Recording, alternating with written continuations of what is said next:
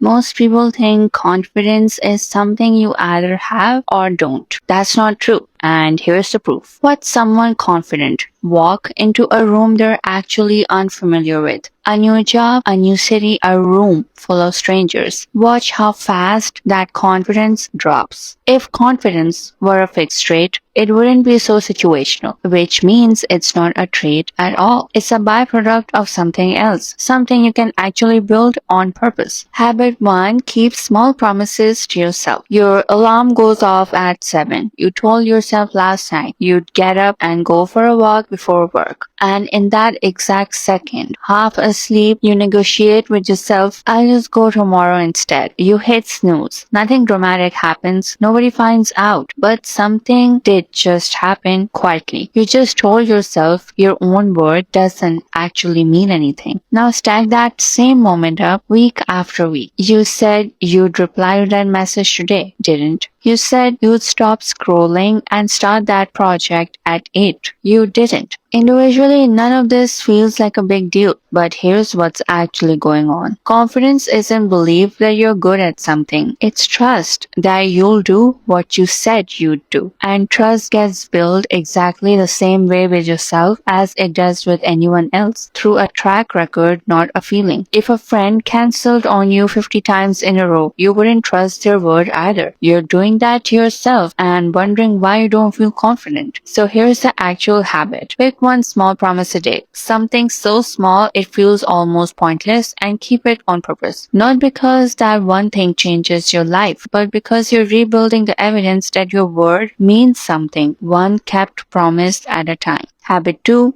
Do the thing before you feel ready. Picture this. You've got something to say in a meeting. A better idea, a disagreement, a question nobody else is asking. Your hand doesn't move. You tell yourself you'll speak up next time. Once you know the room better. The meeting ends, you didn't say it, and somewhere in the back of your mind, a small voice says, see, I told you, you weren't ready. Now here's the problem with that entire sequence. You were waiting for a feeling that was never going to show up first. Confidence doesn't arrive before the hard moment and then let you act. It shows up after as proof that you have survived it, not as permission that's needed beforehand. Which means if you keep waiting to feel ready before you speak up, apply, or send the message, you're waiting for a signal that only gets created by doing the exact thing you're avoiding. So next time you feel that specific hesitation, the hand not moving, the message sitting unsent, treat that feeling as the actual cue to act, not the cue to wait. You don't need to feel ready, you need to go first and let the feeling catch up afterwards. Habit 3. Stop narrating your mistakes out loud. You mess something up. Small. Forgot an email, trip over your words in a conversation, miss a deadline by a day, and in that moment listen to what you actually say, either out loud or in your head. I always do this. I'm so bad at this stuff. Of course, this happened to me. Feels harmless, almost like a joke you're making at your own expense, but your brain doesn't know the difference between a joke you keep repeating and something you actually believe. Repetition is repetition either way. Say, I always mess this up enough times after small unrelated mistakes, and you're not describing a pattern anymore. You're building one out of sentences you didn't even mean seriously. So here's the fix. Catch yourself the next time you slip into that sentence and just restate it accurately instead of dramatically. Not, I always mess this up, just, I got that one wrong. One is a fact about a single moment, the other is a life sentence you just handed yourself for free, over something that will probably be forgotten by tomorrow. So here what ties all three of these together. None of them are about feeling different first. They're all about what you actually do regardless of how you feel. Keeping the promise even without motivation. Speaking before you feel ready. Describing the mistake instead of being dramatic about it. Confidence was never the starting point. It's what shows up after you've done these three things enough times that your own track record starts backing you up instead of working against you. Now tell me which one of these three moments happened to you this week. The snooze button, the hand that didn't move, or the I always do this. Drop it in the comments, and if you like this video, watch this video next.